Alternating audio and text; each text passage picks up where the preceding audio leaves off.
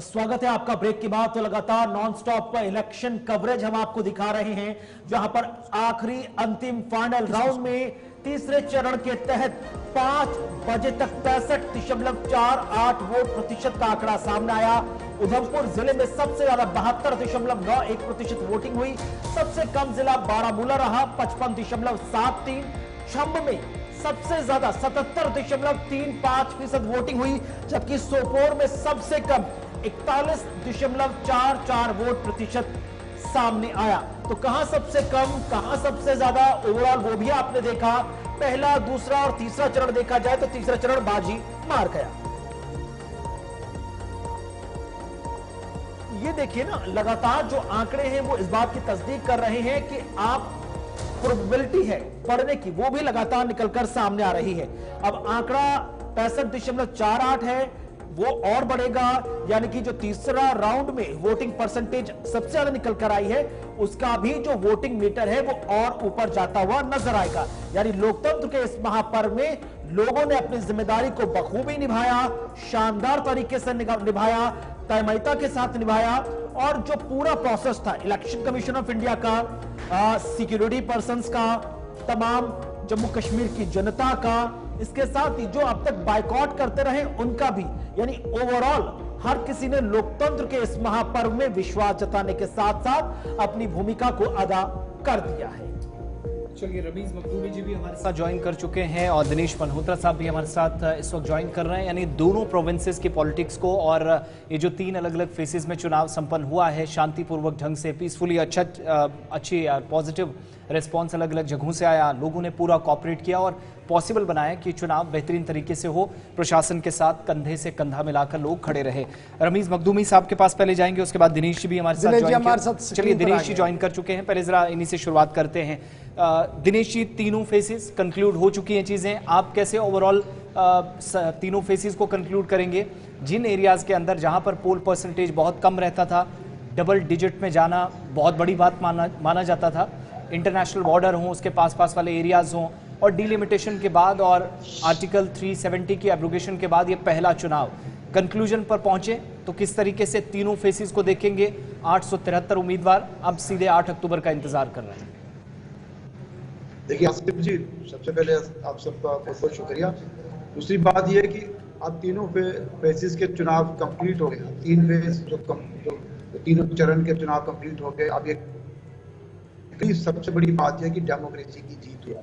अगर हम कंपेयर करें 2014 के साथ, तो काफी हद तक पोलिंग परसेंटेज बढ़ी है। कुछ इलाकों में, जैसे अभी आपने कहा कि सोपुर में सबसे कम हुआ 50%, लेकिन 2014 में वहाँ 39% हुई, नियरली 40% थी, इसलिए वहाँ भी पोलिंग परसेंटेज बढ़ी है। अभी लास्ट तक ये डाटा और बढ़ सकता है।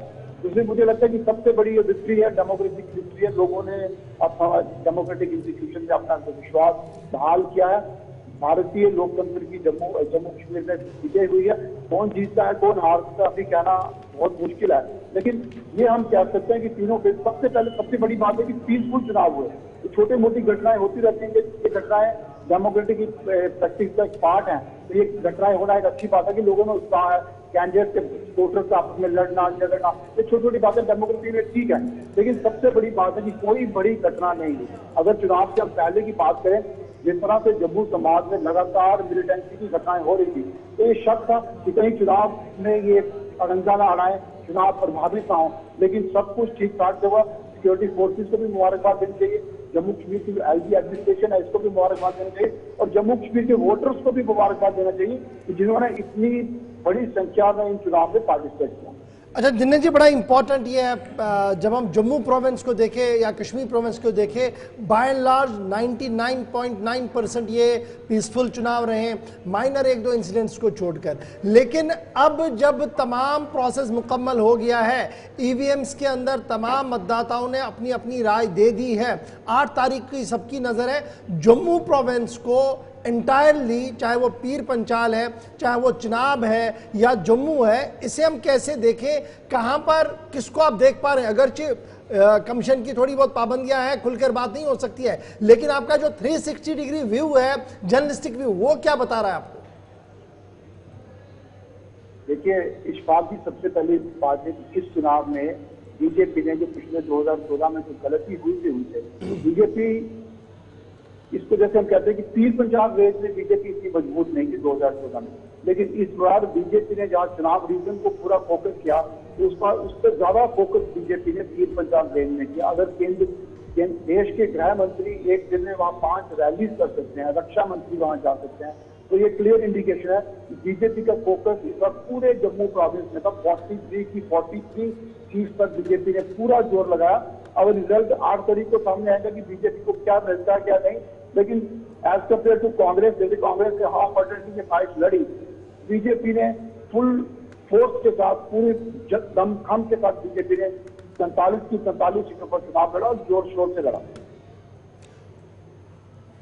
ठीक है कुणाल जी, चलिए तो लेकिन तमाम अगर ओवरऑल देखा जाए अब आने वाले भविष्य की तस्वीर आप किस तरह से दिखते हैं?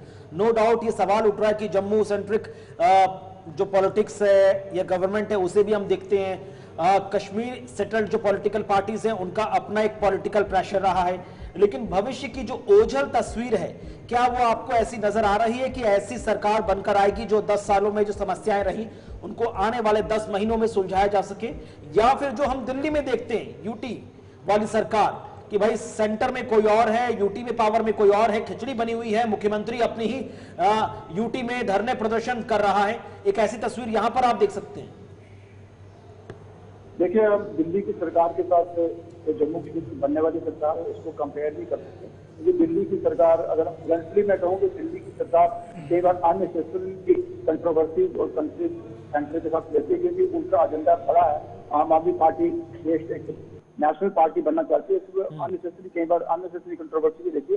लेकिन जम्मू कश्मीर जो सरकार बनेगी, मुझे लगता है कि 10 सालों के बाद एक पॉपुलर गवर्नमेंट जम्मू कश्मीर में बन रही है, तो हम ये आशा भी करते हैं कि जो सरकार बनेगी वो सेंटर के साथ कोऑपरेट करेगी। कौन सी सरकार बनती है अब ये कहना मुश्किल है, या बीजेपी किसी कोलिशन का पार्ट बनती है, या नेशनल कॉन्फ्रेंस का कांग्रेस का कोलिशन बनता है, या कोई ग्रैंड अलायंस बनता है, या इंडिपेंडेंट की सपोर्ट से बीजेपी खुद सरकार बनाती है, अभी कहना मुश्किल है। लेकिन जो भी सरकार बनेगी मुझे लगता है उसके सेंटर के साथ एक कोऑपरेशन रहेगा। मुश्किलें भी जरूर होंगी। दिनेश जी बहुत बहुत शुक्रिया हमारे साथ ज्वाइन करने के लिए। रमीज मखदूमी जी भी हमें ज्वाइन कर रहे हैं श्रीनगर से। Thank you so much Ramiz join करने के लिए। जिस घड़ी का इंतजार बेसब्री के साथ था वो खत्म हुई। 3 अलग अलग फेसेस, कश्मीर प्रोविंस की पर्टिकुलरली मैं अगर पूछूं या जम्मू प्रोविंस के अंदर, दोनों जगहों पर पीसफुली चलिए संपर्क कटा है उनसे, कोशिश करेंगे दोबारा, और हमारे संवाददाता भी अब हमें ज्वाइन करेंगे अलग अलग इलाकों से। लेकिन ओवरऑल इशफाक 1-2 जगहों को छोड़कर इस बार ये जो कंक्लूजन हुआ है जिस हिसाब से करवाया गया है, लोगों की पार्टिसिपेशन के साथ उस इलाके के अंदर पीसफुल एटमॉस्फेयर रहे, माहौल अच्छा रहे, कि अथॉरिटीज भी फ्री हैंड काम कर सके, क्या लोगों को भी इसका क्रेडिट जाना चाहिए? लोगों को तो 100% क्रेडिट जाएगा जी, जिन्होंने ये फैसला लिया कि अब की बार हमने वोट डालना है। जम्मू प्रोविंस में आपको इस तरीके की कोई परेशानी, कभी दिक्कत ही नहीं रही है कि बाइकआउट हो, जैसे भी हालात हो, बाढ़ हो, बारिश हो, ऊपर नीचे जैसे भी हो वो वोट करते रहे। कश्मीर प्रोविंस में आपको राइट फ्रॉम 90 ये परेशानी रही, 96 में परेशानी रही, 2002 में परेशानियां रही, 14 में परेशानियां रही। अब की बार डिस्पाइट ऑल ऑड्स 5 अगस्त का बड़ा फैसला, उसके बाद बड़ा फैसला, 10 साल का तवील इंतजार, बड़ा फैसला लोगों ने लिया कि we will go for vote. और नारे भी यही थे ना कि मुश्किल का हल वोट से, बिजली का हल वोट से, पानी का हल वोट से। अगर आप इन नारों को भी एनालाइज करेंगे जो दिए गए लोगों की तरफ से, और गांव देहात में ये नारे दिए गए हैं, पॉलिटिकल पार्टी ने चाहे अनजाने में ही नारा दिया हो, लेकिन वो कैच किया गया लोगों की तरफ से। लोग बाहर आए, तमाम काम छोड़कर सुबह 6:45 बजे जब मेरी बहन, मेरी माँ, मेरी बेटी, मेरा भाई बाहर निकलेगा वोट डालने के लिए, तो आप उस सेंटिमेंट को जरा समझिएगा कि वो सेंटिमेंट खाली नहीं है, वो सेंटिमेंट भरा हुआ सेंटिमेंट है। उस सेंटिमेंट की जिम्मेदारी संभालने की अब उस सरकार पर होगी जो आने वाले दिनों में 10-12 तारीख को हम देखेंगे। ठीक है, सीधे ग्रुप करते हैं ग्राउंड जीरो का। शिल्पा शर्मा हमारे साथ जुड़ी हैं। शिल्पा ने ये पूरा इलेक्शन 90 विधानसभा सीटों को बहुत क्लोजली ऑब्जर्व किया। हर एक पॉलिटिकल पार्टी के कैंपेन के पीछे भी वो खूब पसीना बहाती नजर आई, हर एक चीजों को क्लोजली ऑब्जर्व किया। वेस्ट पाकिस्तानी रेफ्यूजीज से उन्होंने बातचीत की, कश्मीरी पंडितों से उन्होंने बात की, ओवरऑल सारे डायमेंशन देखे। अब ग्राउंड जीरो पर किस कंक्लूजन पर शिल्पा पहुंच रही है?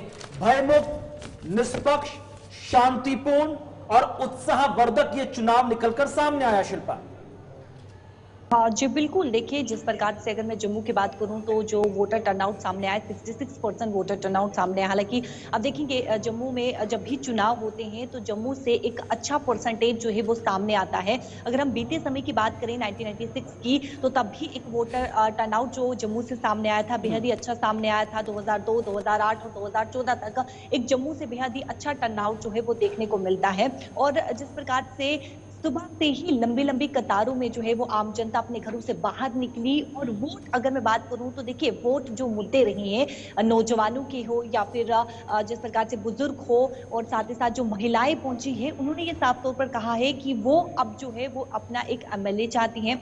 वो जम्मू कश्मीर में इस प्रकार की सरकार चाहते हैं कि जो उन्हें सुने। देखिए 10 साल से एक वैक्यूम जो है वो देखने को मिला है तो कहीं ना कहीं लोगों के वेलफेयर के लिए उन्होंने वोट डाला है, डेवलपमेंट के लिए वोट डाला है, नौजवानों ने एजुकेशन बेटर उन्हें मिल सके, जम्मू कश्मीर में जो है वो उनके लिए जॉब्स लाई जा सके। क्योंकि इस समय बेरोजगारी का अगर बात करें तो देखिए बेरोजगारी का एक बहुत बड़ा मुद्दा है, रोजगार उन्हें मिल सके। तो इन सब सोच विचार कर कर नौजवान हो या फिर बुजुर्ग हो, महिलाओं हो, पुरुष हो, तो उन्होंने ये वोट डाला है। तो अगर हम कंक्लूजन की बात करें तो जिस प्रकार से देखिए जम्मू में छम अगर सीट की बात करें तो जम्मू में छम सीट में सबसे ज्यादा जो है वो वोटिंग टर्नआउट जो है वो सामने आया है। 77% जो है वो वोटिंग टर्नआउट सामने है। उसके बाद अखनूर और मड़ जो कि एसटी रिजर्व है वहां से भी एक अच्छा खासा वोटर टर्नआउट जो है वो सामने आया है। देखिए जहां पर अगर हम एग्जिट पोल की अगर मैं बात करूं तो जो आंकड़ा जो संभावना जता रही है यानी कि जो एक एग्जिट पोल का जो आंकड़ा यानी कि लेकिन शिल्पा एक चीज डिस्पाइट ऑफ द नाम मैं नहीं पूछूंगा, एक बड़ा वर्ग है जो ये कहता नजर आ रहा था कि पूरे चुनाव में वोटिंग सर्जिकल स्ट्राइक, आतंकवाद, 35 से 370, refugee, Kashmiri Pandit, NC PDP, family politics, SC ST reservation, Gujjar Bakarwal, इन मुद्दों पर वोटिंग हो रही है। एक बड़ा वर्ग था जो कह रहा था कि भाई education, ration, road, water, medicine, रोजगार, महंगाई पर वोट पड़ रहा है। किसका पलड़ा ज्यादा भारी था? देखिए जिस प्रकार से लगातार भारतीय जनता पार्टी के द्वारा जो है वो प्रचार किया गया, स्टार कैंडिडेट्स यहाँ पे पहुंचे, वो सभी ने देखा। लेकिन देखिए जो आज वोटिंग हुई है वो वोटिंग आधार यही था। क्योंकि आप अगर देखिए नेशनल मुद्दे तो होते ही हैं लेकिन लोकल मुद्दों की अगर मैं बात करूं तो लोकल मुद्दे जो छोटे छोटे मुद्दे हैं वो यही है कि स्मार्ट मीटर्स को लेकर आम जनता जो है वो काफी ज्यादा नाराज भी नजर आई, परेशान भी नजर आई कि बिल जो है वो काफी ज्यादा आ रहे हैं। दरबार मुफ्त जो है वो बंद हो गया, बिजनेस को जो है वो काफी ज्यादा नुकसान, बिजनेसमैन को काफी ज्यादा नुकसान जो है वो देखने को मिला। तो मुद्दों के आधार पर आज जो है वो आम जनता ने वोट डाला है और आम जनता यही चाहती है कि जम्मू कश्मीर में जो सरकार आए, जो एमएलए बने वो उनकी बात सुन सके, उन तक जो मुद्दे यानी कि जो सॉल्व नहीं हुए हैं उन मुद्दों को जो है वो हल किया। बहुत बहुत शुक्रिया शिल्पा हमारे साथ ज्वाइन करने के लिए, अपडेट करने के लिए। लेकिन कुणाल एक चीज कंक्लूजन में हम जरा ये भी बात दे रहे, 3 फैक्टर्स जैसे मैंने सुबह भी आपको बताया था।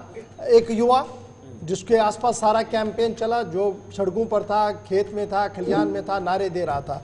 दूसरा हमारी माँ, बहन, बेटी, बहू, जिसको लेकर इलेक्शन मैनिफेस्टो में भी बात थी और जिसको लेकर आगे पीछे भी बातें चल रही थी। लेकिन इस पूरे 3 फेज के चुनाव कंप्लीट होने के बाद अगर आप देखेंगे तो आप उंगलियों पर हमारे वुमेन कैंडिडेट को गिन पाएंगे। एडीआर की जो ताज़ा रिपोर्ट रात देर गए जारी की गई थी उसमें शायद ये कहा गया कि 40 या 45 के आसपास ही वुमेन कैंडिडेट्स टोटल हमारी 90 विधानसभा सीट्स के अंदर है। क्या मैं ये मानूं कि अभी भी वुमेन डोमिनेटेड पॉलिटिक्स हमारी स्टेट के अंदर नहीं है? हमारी स्टेट की तो अलग की बात है, बल्कि रेस्ट ऑफ इंडिया में भी अभी वो प्रेशर नहीं बना पाए हैं जहां पर हम 33% रिजर्वेशन फॉर वुमेन्स की है। और ये भी हैरानी की बात है कि 400 के आसपास कैंडिडेट्स, जिनमें से सिर्फ 12 से 13 कैंडिडेट्स फर्स्ट 2 फेजेस में थे।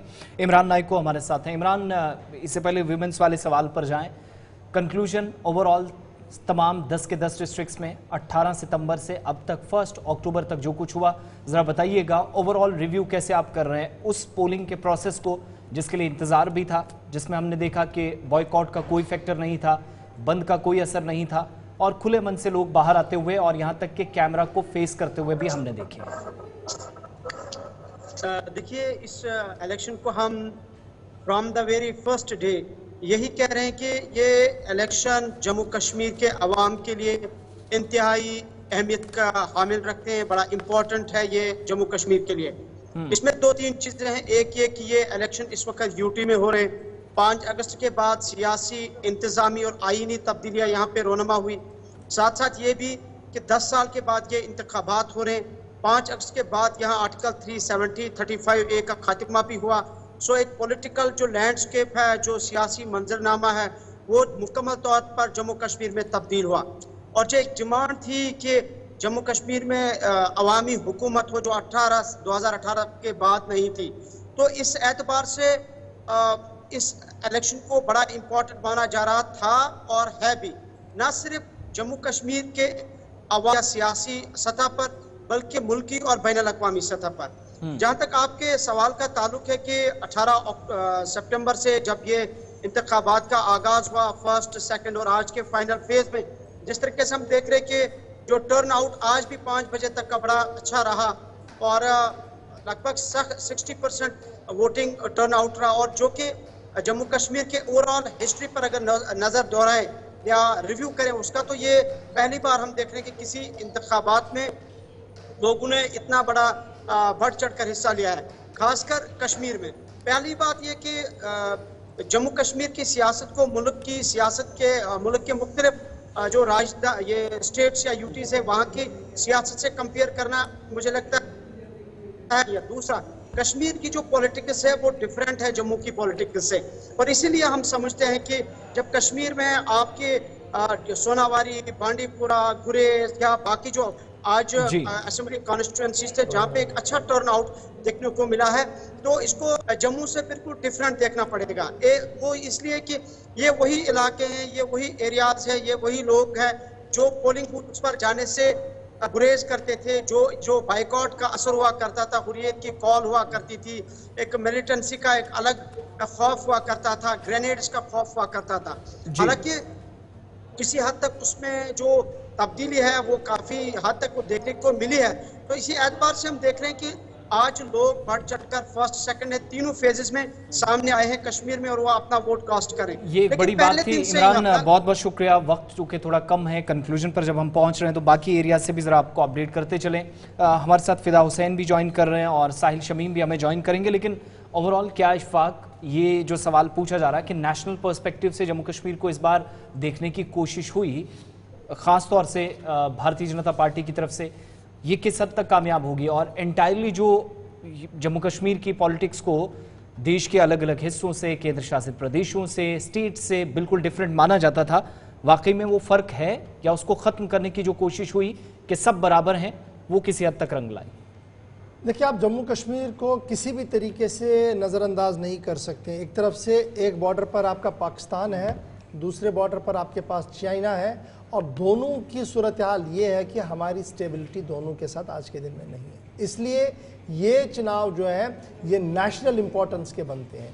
यही वजह है कि डिप्लोमेट्स भी इन चुनावों को देखने के लिए आते हैं, फॉरेन डेलीगेट्स भी आते हैं और फॉरेन मीडिया भी उसको कवर करता है, चाहे वो प्रिंट है या इलेक्ट्रॉनिक मीडिया। शायद ही भारत की कोई और ऐसी रियासत होगी जिस पर इतना माइन्यूटली 10-10, 12-12 दिन रिसर्च पेपर्स, चैनल्स या प्रिंट मीडिया बना हो और फिर अपना एक्सक्लूसिव रिपोर्ट्स और एक्सपीरियंस बेस्ड डाटा जो वो सामने रख रहा हो। दरअसल सिचुएशन ही ऐसी बनी है, चाहे वो 5 अगस्त से पहले की बात हो या 5 अगस्त के बाद की बात हो। ये वजह है कि हर एक चीज़ जो है वो माइन्यूटली गवर्नमेंट ऑफ इंडिया की तरफ से देखी जा रही है। उसका इंटरनेशनल इफेक्ट क्या है, स्टेट इफेक्ट क्या है, इंटरनल इफेक्ट क्या है, एक्सटर्नल डायमेंशन क्या है, हर एक चीज को बारीक बीनी से देखा जा रहा है। फिदा हुसैन हमारे साथ है। ठीक है फिदा, जरा बताइएगा, आज आप नॉर्दर्न बेल्ट को कवर कर रहे थे, क्या महसूस किया? और साउथ और सेंट्रल कश्मीर के मुकाबले हमने देखा ज्यादा पोलिंग इन एरियाज के अंदर हुई, किस तरफ लोग जा रहे थे?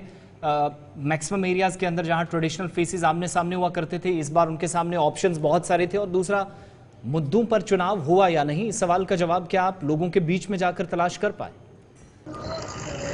देखिए आसिफ, 2-4 चीज़ें आज हमने परखी है। आज सुबह से ही जब सुबह 7 बजे पोलिंग शुरू हुई और लोग अपने घरों से बाहर आना उनका शुरू हुआ, चाहे उसमें हमने देखा साउथ कश्मीर से लेकर श्रीनगर और श्रीनगर से लेकर नॉर्थ कश्मीर, जो नौजवान अपने घरों से बाहर आए, जो 7 बजे शायद कभी उठते नहीं थे, लेकिन इन दिनों हमने उनको देखा जब भी पोलिंग थी तो वो 7 बजे पोलिंग मराकज के बाहर नजर आए और अपने वोट का उन्होंने इस्तेमाल किया। एक दूसरा, जो खवातीन थी, खवातीन वोटर्स का देखा कि पहली बार जब से हमने भी ये इलेक्शंस का कवर किया है 2008-14, लेकिन यहाँ पे आज असेंबली इंतखाबात में हमने खवातीन की एक बड़ी तादाद जो है वो वोट डालते हुए हमने उनको देखा।